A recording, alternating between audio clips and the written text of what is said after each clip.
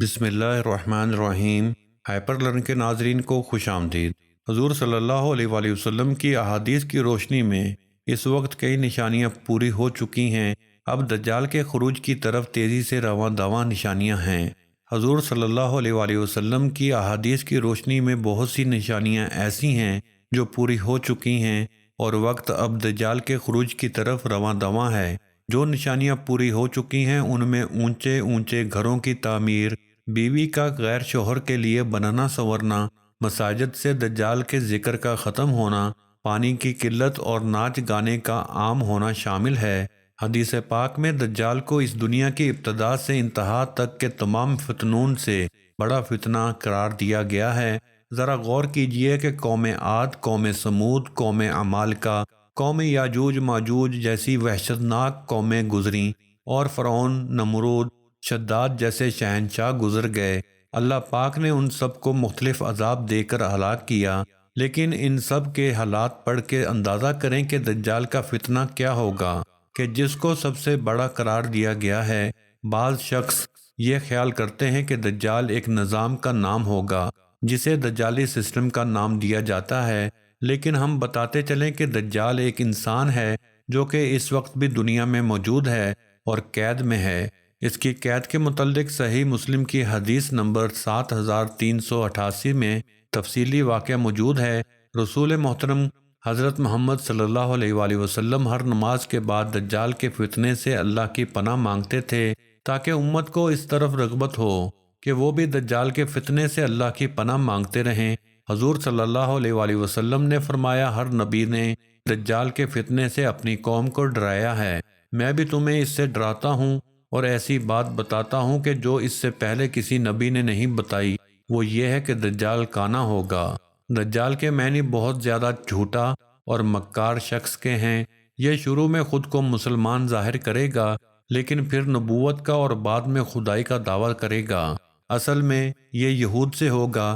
وہ ایک جوان، دراز قد، ایک آنکھ سے کانا، سینہ چوڑا اور اندر کی طرف دھنسا ہوگا، پیشانی چوڑی ہوگی جس پر کاف، فے، رے یعنی کافر لکھا ہوگا، جسے ہر شخص آسانی سے پڑھ سکے گا۔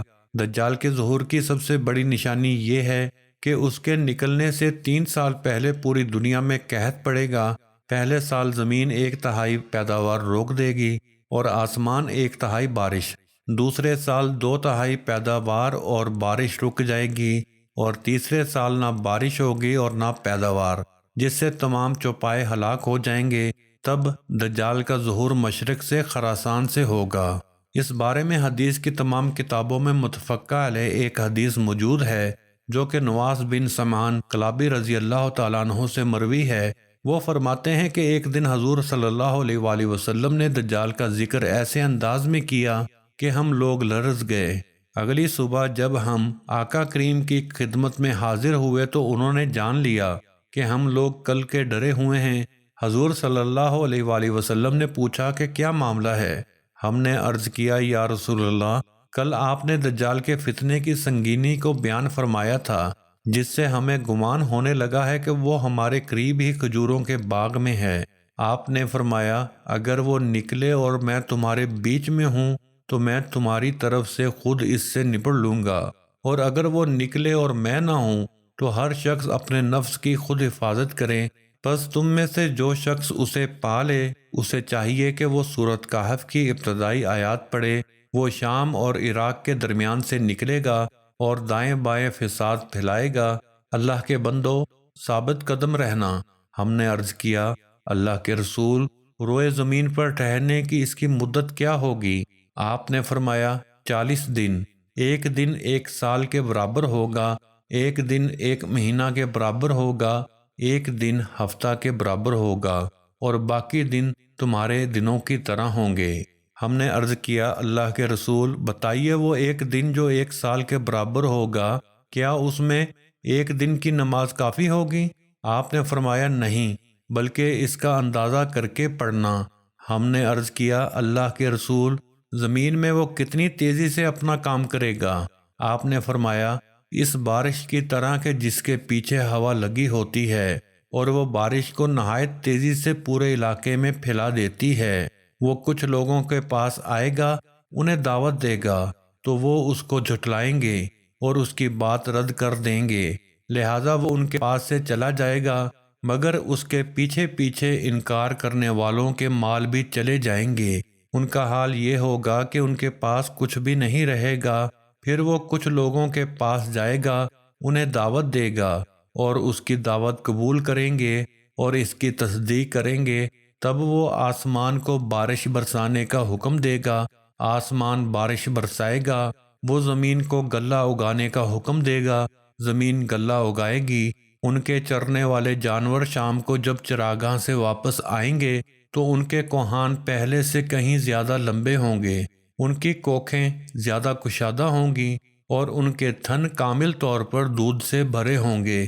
پھر وہ کسی ویران جگہ میں آئے گا اور اس سے کہے گا اپنا خزانہ نکالو، پھر وہاں سے واپس ہوگا تو اس زمین کے خزانے شہد کی مکھیوں کے سرداروں کی طرح اس کے پیچھے لگ جائیں گے۔ پھر وہ ایک بھرپور اور مکمل جوان کو بلائے گا اور تلوار سے مار کر اس کے 2 ٹکڑے کر دے گا، پھر اسے بلائے گا اور وہ روشن چہرے کے ساتھ ہنستا ہوا آ جائے گا۔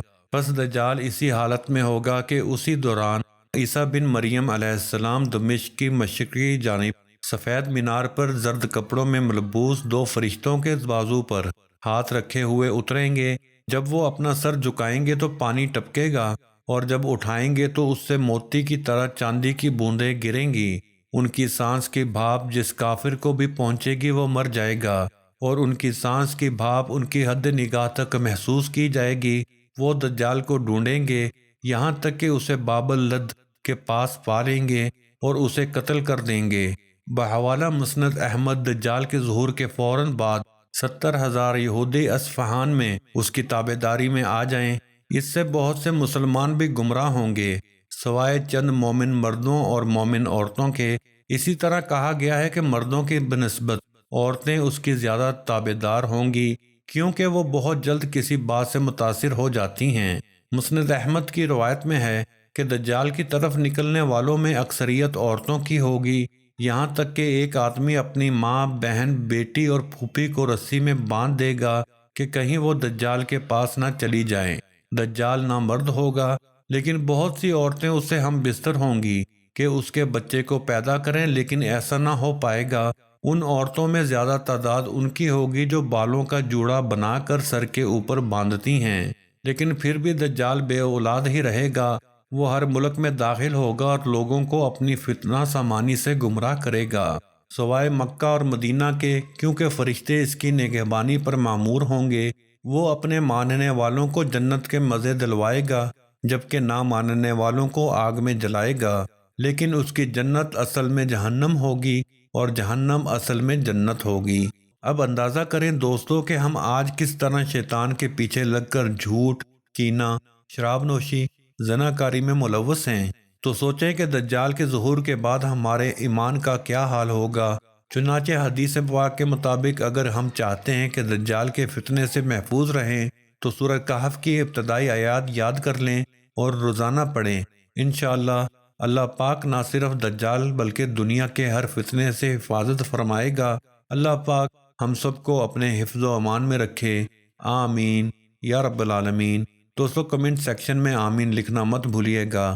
ملتے ہیں بہت جلد نئی ویڈیو میں۔ اپنا اور اپنے ساتھ والوں کا خیال رکھیے گا۔ اللہ حافظ۔